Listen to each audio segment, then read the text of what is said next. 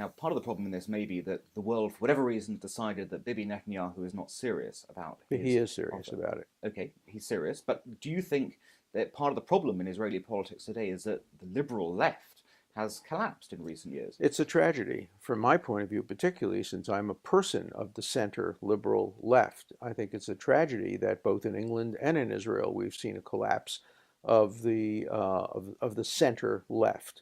And whenever you see a collapse of the center left, it increases the extremism of the remnants of the left. And the extremists tend to be able to grab power if the centrists have essentially abdicated any hope of winning an election.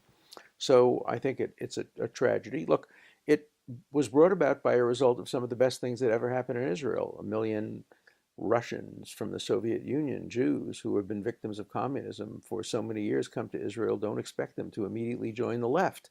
Haredim have higher birth rates than secular Jews. They tend to vote to the right. So these are inevitable consequences of positive things, and and one can only fight them by trying to make a better argument, by engaging in the marketplace of ideas.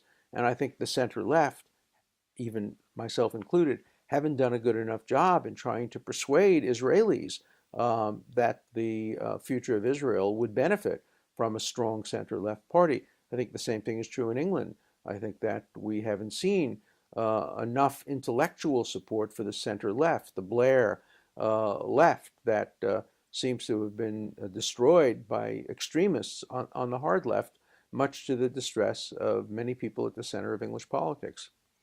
I think on the British side, that's a very interesting viewpoint. And do you think, looking at the ascendancy of Jeremy Corbyn, what do you think the response of that Blairite rump, say the Jewish community should be? Should they attempt to keep on fighting him? Should they engage with him? Where do you see the boundaries? It would be presumptuous of me as an American who is not intimately familiar with the British political scene to offer my experience. I can only give you my experience from the way I'm doing it in America. Mm. I will not allow the Sander group to take over the Democratic Party. I'm going to fight within the Democratic Party. Many of my friends say, why don't you quit and join the Republicans, like many Jews have quit and joined the Conservatives in England. There's a big difference.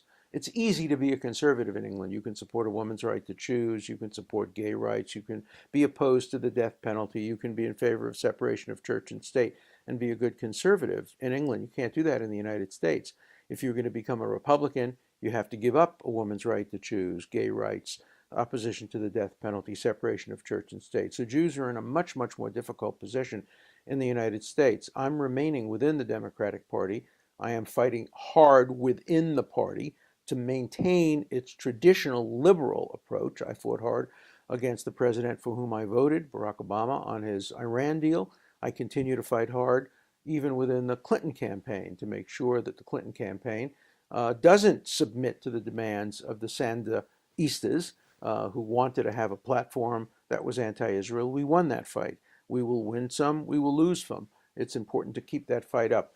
In England, I don't know whether it's better for supporters of Israel to abandon the Labour Party or to fight within the Labour Party to try to see if more responsible leaders, perhaps people like David Miliband and others, could be persuaded to come back and try to take over the leadership of the Labour Party, or whether that's a fool's errand. I just don't know the answer to that.